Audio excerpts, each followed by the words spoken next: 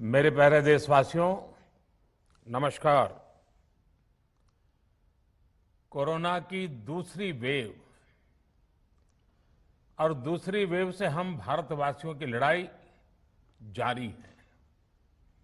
दुनिया के अनेक भारत भी इस लड़ाई के दौरान बहुत बड़ी पीड़ा से गुजरा है।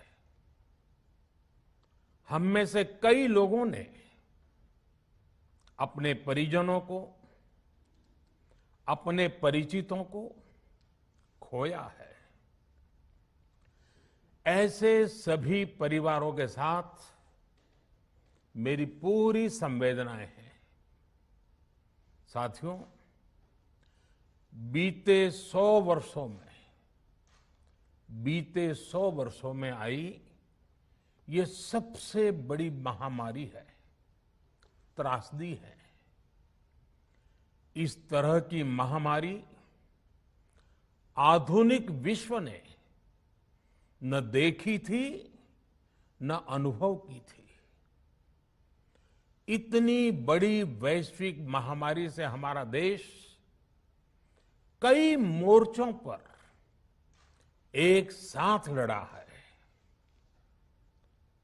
कोविड अस्पताल बनाने से लेकर आईसीयू बेड्स की संख्या बढ़ानी हो, भारत में वेंटिलेटर बनाने से लेकर टेस्टिंग लैब्स का एक बहुत बड़ा नेटवर्क तैयार करना हो,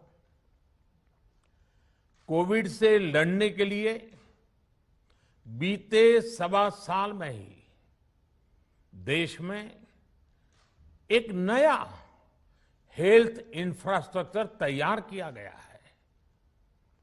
सेकंड वेव के दौरान अप्रैल और मई के महीने में भारत में मेडिकल ऑक्सीजन की डिमांड अकल्पनीय रूप से बढ़ गई थी। भारत के इतिहास में कभी भी इतनी मात्रा में मेडिकल ऑक्सीजन की जरूरत कभी भी महसूस नहीं की गई। इस जरूरत को पूरा करने के लिए युद्ध स्तर पर काम किया गया। सरकार के सभी तंत्र लगे। ऑक्सीजन रेल चलाई गई, एयरफोर्स के विमानों को लगाया गया, नौसेना को लगाया गया। बहुत ही कम समय में लिक्विड मेडिकल ऑक्सीजन के प्रोडक्शन में 10 गुना से ज्यादा बढ़ाया गया। दुनिया के हर कोने से, जहां कहीं से भी जो कुछ भी उपलब्ध हो सकता था, उसको प्राप्त करने का भरसक प्रयास किया गया, लाया गया। इसी तरह जरूरी दवाओं के प्रोडक्शन को कई गुना बढ़ाया गया। विदेशों में जहां भी दवाइयां उपलब्ध हो, वहां से उन्हें लाने में कोई कोर कसर बाकी नहीं छोड़ी गई। साथियों, कोरोना जैसे अदृश्य और रूप बदलने वाले दुश्मन के खिलाफ लड़ाई में सबसे प्रभावी हथियार कोविड प्रोटोकॉल है। मास्क, 2 गज की दूरी और बाकी सारी सावधानियां, उसका पालन ही है। इस लड़ाई में वैक्सीन हमारे लिए सुरक्षा कवच की तरह है। आज पूरे विश्व में वैक्सीन के लिए जो मांग है, उसकी तुलना में उत्पादन करने वाले देश और वैक्सीन बनाने वाली कंपनियां बहुत कम है, इन्हीं गिनी हैं। कल्पना करिए कि अभी हमारे पास भारत में बनी वैक्सीन नहीं होती तो आज भारत जैसे विशाल देश में क्या होता। आप पिछले 50-60 साल का इतिहास देखेंगे तो पता चलेगा कि भारत को विदेशों से वैक्सीन प्राप्त करने में दशकों लग जाते थे। विदेशों में वैक्सीन का काम पूरा हो जाता था, तब भी हमारे देश में वैक्सीनेशन का काम शुरू भी नहीं हो पाता था। पोलियो की वैक्सीन हो, स्मॉल पॉक्स, जहां गांव में हम उसको चेचक कहते हैं, चेचक की वैक्सीन हो, हेपेटाइटिस बी की वैक्सीन हो, इनके लिए देशवासियों ने दशकों तक इंतजार किया था। जब 2014 में देशवासियों ने हमें सेवा का अवसर दिया, तो भारत में वैक्सीनेशन का कवरेज 2014 में भारत में वैक्सीनेशन का कवरेज सिर्फ 60% के आसपास था, 60% के आसपास था। और हमारी दृष्टि में ये बहुत चिंता की बात थी। जिस रफ्तार से भारत का टीकाकरण कार्यक्रम चल रहा था, उस रफ्तार से देश को 100% टीकाकरण कवरेज का लक्ष्य हासिल करने में करीब करीब 40 साल लग जाते हैं। हमने इस समस्या के समाधान के लिए मिशन इंद्रधनुष को लॉन्च किया। हमने तय किया कि मिशन इंद्रधनुष के माध्यम से युद्ध स्तर पर वैक्सीनेशन किया जाएगा और देश में जिसको भी वैक्सीनेशन की जरूरत है उसे वैक्सीन देने का प्रयास होगा। हमने मिशन मोड में काम किया और सिर्फ 5-6 साल में ही वैक्सीनेशन कवरेज 60% से बढ़कर 90% से भी ज्यादा हो गई। 60 से 90, यानी हमने वैक्सीनेशन की स्पीड भी बढ़ाई और दायरा भी बढ़ाया। हमने बच्चों को कई जानलेवा बीमारियों से बचाने के लिए कई नए टीकों का भी भारत के टीकाकरण अभियान का हिस्सा बना दिया। हमने इसलिए किया क्योंकि हमें हमारे देश के बच्चों की चिंता थी, गरीब की चिंता थी, गरीब के उन बच्चों की चिंता थी जिन्हें कभी टीका लग ही नहीं पाता था। हम 100% टीकाकरण कवरेज की तरफ बढ़ रहे थे कि कोरोना वायरस ने हमें घेर लिया। देश ही नहीं, दुनिया के सामने फिर पुरानी आशंकाएं घिरने लगी कि अब भारत कैसे इतनी बड़ी आबादी को बचा पाएगा। लेकिन साथियों, जब नीयत साफ होती है, नीति स्पष्ट होती है, निरंतर परिश्रम होता है, तो नतीजे भी मिलते हैं। हर आशंका को दरकिनार करके भारत ने 1 साल के भीतर ही एक नहीं बल्कि 2 made in India vaccine launch कर दी। हमारे देश ने, देश के वैज्ञानिकों ने ये दिखा दिया कि भारत बड़े बड़े देशों से पीछे नहीं है। आज जब मैं आपसे बात कर रहा हूं तो देश में 23 करोड़ से ज्यादा वैक्सीन की डोज दी जा चुकी है। 23 करोड़। साथियों, हमारे यहां कहा जाता है, विश्वासेन सिद्धिः, विश्वासेन सिद्धिः, अर्थात हमारे प्रयासों में हमें सफलता तब मिलती है जब हमें स्वयं पर विश्वास होता है। हमें पूरा विश्वास था कि हमारे वैज्ञानिक बहुत ही कम समय में वैक्सीन बनाने में सफलता हासिल कर लेंगे। इसी विश्वास के चलते जब हमारे वैज्ञानिक अपना रिसर्च वर्क कर ही रहे थे, तभी हमने लॉजिस्टिक्स और दूसरी तैयारियां शुरू कर दी थी। आप सब भली भांति जानते हैं कि पिछले साल यानी 1 साल पहले, पिछले साल अप्रैल में जब कोरोना के कुछ ही हजार केस थे, उसी समय वैक्सीन टास्क फोर्स का गठन कर दिया गया था।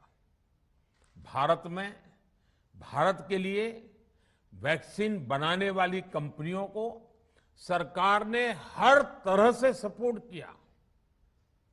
वैक्सीन निर्माताओं को क्लिनिकल ट्रायल में मदद की गई, रिसर्च और डेवलपमेंट के लिए जरूरी फंड दिया गया। हर स्तर पर सरकार उनके साथ कंधे से कंधा मिलाकर चली। आत्मनिर्भर भारत पैकेज के तहत मिशन कोविड सुरक्षा के माध्यम से भी उन्हें हजारों करोड़ रुपए उपलब्ध कराए गए। पिछले काफी समय से देश लगातार जो प्रयास और परिश्रम कर रहा है, उससे आने वाले दिनों में वैक्सीन की सप्लाई और भी ज्यादा बढ़ने वाली है। आज देश में 7 कंपनियां विभिन्न प्रकार की वैक्सीन का प्रोडक्शन कर रही है। 3 और वैक्सीन का ट्रायल भी एडवांस स्टेज पे चल रहा है। वैक्सीन की उपलब्धता बढ़ाने के लिए दूसरे देशों की कंपनियों से भी वैक्सीन खरीदने की प्रक्रिया को तेज किया गया है। इधर हाल के दिनों में कुछ एक्सपर्ट्स द्वारा हमारे बच्चों को लेकर भी चिंता जताई गई है। इस दिशा में भी 2 वैक्सीन का ट्रायल तेजी से चल रहा है। इसके अलावा अभी देश में एक नेजल वैक्सीन पर भी रिसर्च जारी है। इसे सिरिंज से न देकर नाक में स्प्रे किया जाएगा। देश को अगर निकट भविष्य में इस वैक्सीन पर सफलता मिलती है, तो इससे भारत के वैक्सीन अभियान में और ज्यादा तेजी आएगी। साथियों, इतने कम समय में वैक्सीन बनाना अपने आप में पूरी मानवता के लिए बहुत बड़ी उपलब्धि है, लेकिन इसकी अपनी सीमाएं भी हैं। वैक्सीन बनने के बाद भी दुनिया के बहुत कम देशों में वैक्सीनेशन प्रारंभ हुआ और ज्यादातर समृद्ध देशों में ही शुरू हुआ। WHO ने वैक्सीनेशन को लेकर गाइडलाइंस दी। वैज्ञानिकों ने वैक्सीनेशन की रूपरेखा रखी और भारत ने भी जो अन्य देशों की बेस्ट प्रैक्टिसेस थी, विश्व स्वास्थ्य संगठन WHO के मानक थे, उसी आधार पर चरणबद्ध तरीके से वैक्सीनेशन करना तय किया। केंद्र सरकार ने मुख्यमंत्रियों के साथ हुई अनेकों बैठकों से जो सुझाव मिले, संसद के विभिन्न दलों के साथियों द्वारा जो सुझाव मिले, उसका भी पूरा ध्यान रखा। इसके बाद ही ये तय हुआ कि जिन्हें कोरोना से ज्यादा खतरा है, उन्हें प्राथमिकता दी जाएगी। इसलिए ही हेल्थ वर्कर्स, फ्रंटलाइन वर्कर्स, 60 वर्ष की आयु से ज्यादा के नागरिक, बीमारियों से ग्रसित 45 वर्ष से ज्यादा आयु के नागरिक, इन सभी को वैक्सीन पहले लगनी शुरू हुई है। आप कल्पना कर सकते हैं कि अगर कोरोना की दूसरी वेव से पहले हमारे फ्रंटलाइन वर्कर्स को वैक्सीन नहीं लगी होती तो क्या होता? सोचिए, हमारे डॉक्टर्स, नर्सिंग स्टाफ को वैक्सीन ना लगी तो क्या होता? अस्पतालों में सफाई करने वाले हमारे भाई बहनों को, एम्बुलेंस के हमारे ड्राइवर्स भाई बहनों को वैक्सीन ना लगी होती तो क्या होता? ज्यादा से ज्यादा हेल्थ वर्कर्स को वैक्सीनेशन होने की वजह से ही वो निश्चिंत होकर दूसरों की सेवा में लग पाए, लाखों देशवासियों का जीवन बचा पाए। लेकिन देश में कम होते कोरोना के मामलों के बीच केंद्र सरकार के सामने अलग अलग सुझाव भी आने लगे, भिन्न भिन्न मांगे होने लगी, पूछा जाने लगा, सब कुछ भारत सरकार ही क्यों तय कर रही है? राज्य सरकारों को छूट क्यों नहीं दी जा रही है? राज्य सरकारों को लॉकडाउन की छूट क्यों नहीं मिल रही है? One size does not fit all जैसी बातें भी कही गई।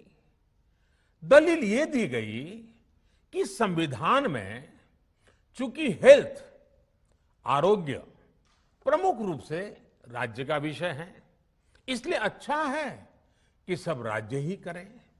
इसलिए इस दिशा में एक शुरुआत की गई।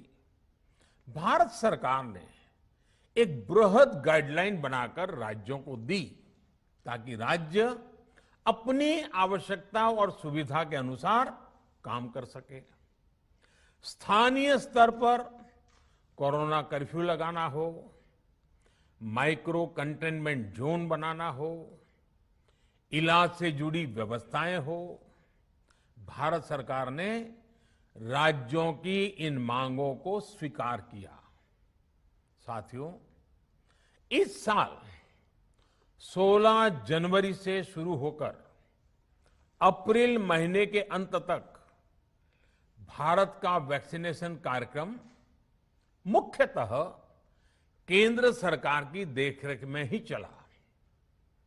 सभी को मुफ्त वैक्सीन लगाने के मार्ग पर देश आगे बढ़ रहा था। देश के नागरिक भी अनुशासन का पालन करते हुए अपनी बारी आने पर वैक्सीन लगवा रहे थे। इस बीच कई राज्य सरकारों ने फिर कहा कि वैक्सीन का काम डिसेंट्रलाइज किया जाए और राज्यों पर छोड़ दिया जाए। तरह तरह के स्वर उठे, जैसे कि वैक्सीनेशन के लिए एज ग्रुप क्यों बनाए गए। दूसरी तरफ किसी ने कहा कि उम्र की सीमा आखिर केंद्र सरकार ही क्यों तय करे।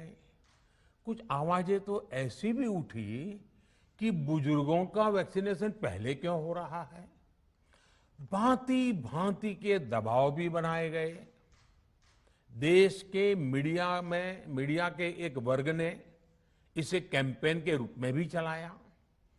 साथियों, काफी चिंतन मनन के बाद इस बात पर सहमति बनी कि राज्य सरकारें अपनी तरफ से भी प्रयास करना चाहती हैं, तो भारत सरकार को क्यों इतराज हो और भारत सरकार इतराज क्यों करे।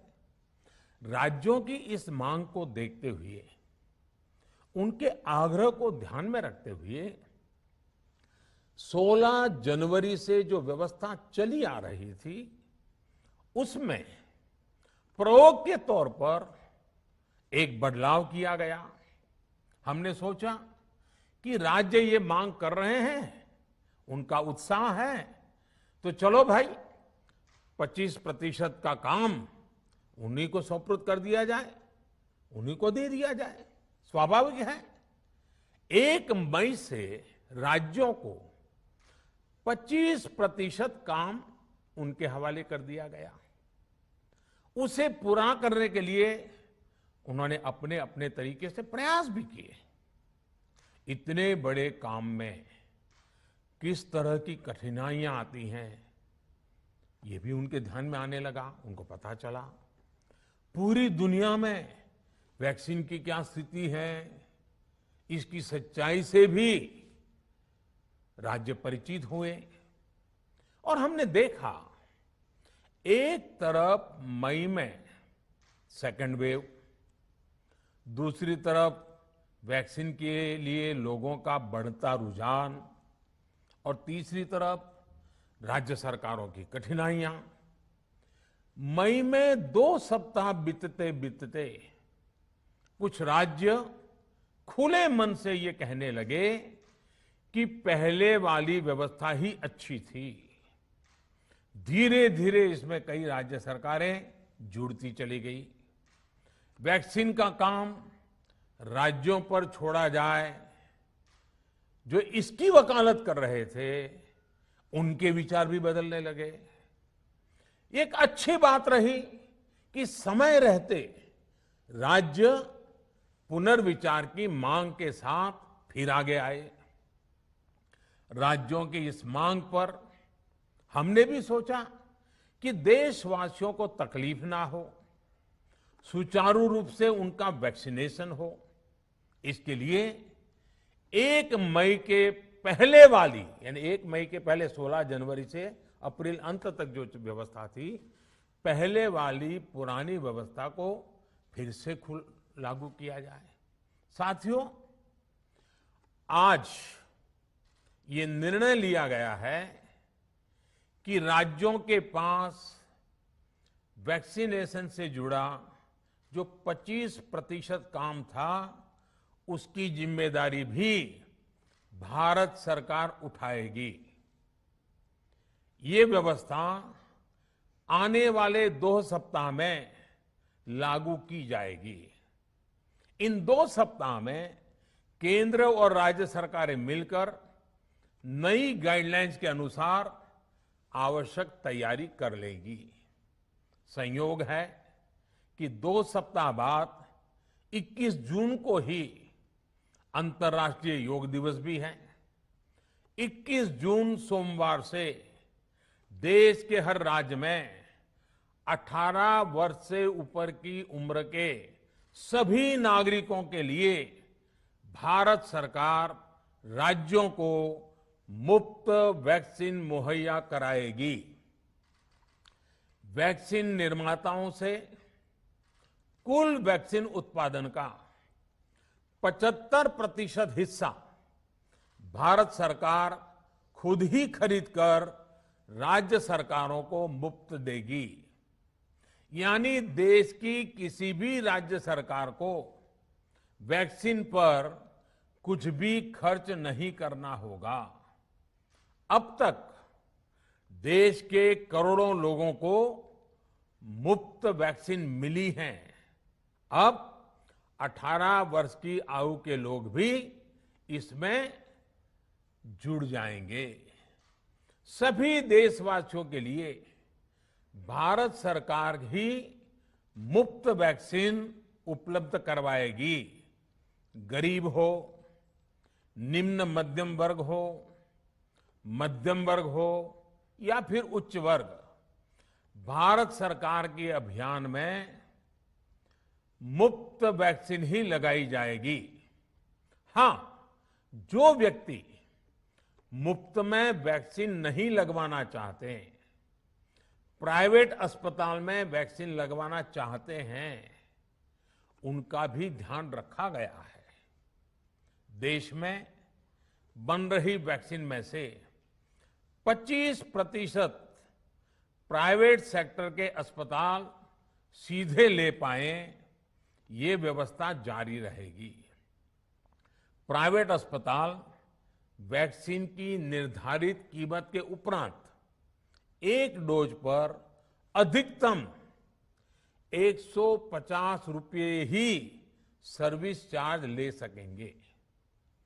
इसकी निगरानी करने का काम राज्य सरकारों के पास ही रहेगा। साथियों, हमारे शास्त्रों में कहा गया है प्राप्य आपदम न व्यथते कदाचित उद्योगम अनु इच्छति चा प्रमत्तः। अर्थात विजेता आपदा आने पर उससे परेशान होकर हार नहीं मानते, बल्कि उद्यम करते हैं, परिश्रम करते हैं और परिस्थिति पर जीत हासिल करते हैं। कोरोना से लड़ाई में 130 करोड़ से अधिक भारतीयों ने अभी तक की यात्रा आपसी सहयोग, दिन रात मेहनत करके तय की है। आगे भी हमारा रास्ता हमारे श्रम और सहयोग से ही मजबूत होगा। हम वैक्सीन प्राप्त करने की गति भी बढ़ाएंगे और वैक्सीनेशन अभियान को भी और गति देंगे। हमें याद रखना है कि भारत में वैक्सीनेशन की रफ्तार आज भी दुनिया में बहुत तेज है, अनेक विकसित देशों से भी तेज है। हमने जो टेक्नोलॉजी प्लेटफॉर्म बनाया है कोविन, उसकी भी पूरी दुनिया में चर्चा हो रही है। अनेक देशों ने भारत के इस प्लेटफॉर्म को इस्तेमाल करने में रुचि भी दिखाई है। हम सब देख रहे हैं कि वैक्सीन की एक एक डोज कितनी महत्वपूर्ण है। हर डोज से एक जिंदगी जुड़ी हुई है। केंद्र सरकार ने ये व्यवस्था भी बनाई है कि हर राज्य को कुछ सप्ताह पहले ही बता दिया जाएगा कि उसे कब कितनी डोज मिलने वाली है।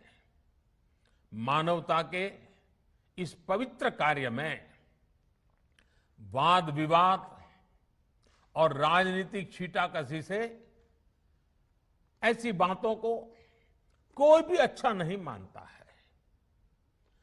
वैक्सीन की उपलब्धता के अनुसार पूरे अनुशासन के साथ वैक्सीन लगती रहे, देश के हर नागरिक तक हम पहुंच सके, ये हर सरकार, हर जनप्रतिनिधि, हर प्रशासन की सामूहिक जिम्मेदारी है। प्रिय देशवासियों, टीकाकरण के अलावा आज एक और बड़े फैसले में, उस फैसले से मैं आपको अवगत कराना चाहता हूं। पिछले वर्ष जब कोरोना के कारण लॉकडाउन लगाना पड़ा था, तो प्रधानमंत्री गरीब कल्याण अन्न योजना के तहत 8 महीने तक 80 करोड़ से अधिक देशवासियों को मुफ्त राशन की व्यवस्था हमारे देश ने की थी। इस वर्ष भी दूसरी वेव के कारण मई और जून के लिए भी इस योजना का विस्तार किया गया था। आज सरकार ने फैसला लिया है कि प्रधानमंत्री गरीब कल्याण अन्न योजना को अब दीपावली तक आगे बढ़ाया जाएगा। महामारी के इस समय में सरकार गरीब की हर जरूरत के साथ उसका साथी बनकर खड़ी है। यानी नवंबर तक 80 करोड़ से अधिक देशवासियों को हर महीने तय मात्रा में मुफ्त अनाज उपलब्ध होगा। इस प्रयास का मकसद यही है कि मेरे किसी भी गरीब भाई बहन को, उसके परिवार को भूखा सोना ना पड़े। साथियों, देश में हो रहे इन प्रयासों के बीच कई क्षेत्रों से वैक्सीन को लेकर भ्रम और अफवाहों की जानकारी चिंता बढ़ाती है।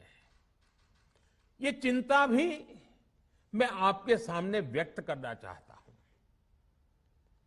जब से भारत में वैक्सीन पर काम शुरू हुआ, तभी से कुछ लोगों द्वारा ऐसी बातें कही गई जिससे आम लोगों के मन में शंका पैदा हो। कोशिश ये भी हुई कि भारत के वैक्सीन निर्माताओं का हौसला पस्त पड़ जाए और उनके सामने अनेक प्रकार की बाधाएं आए। जब भारत की वैक्सीन आई तो अनेक माध्यमों से शंका आशंका को और बढ़ाया गया। वैक्सीन न लगवाने के लिए भांति भांति के तर्क प्रचारित किए गए। इन्हें भी देश देख रहा है। जो लोग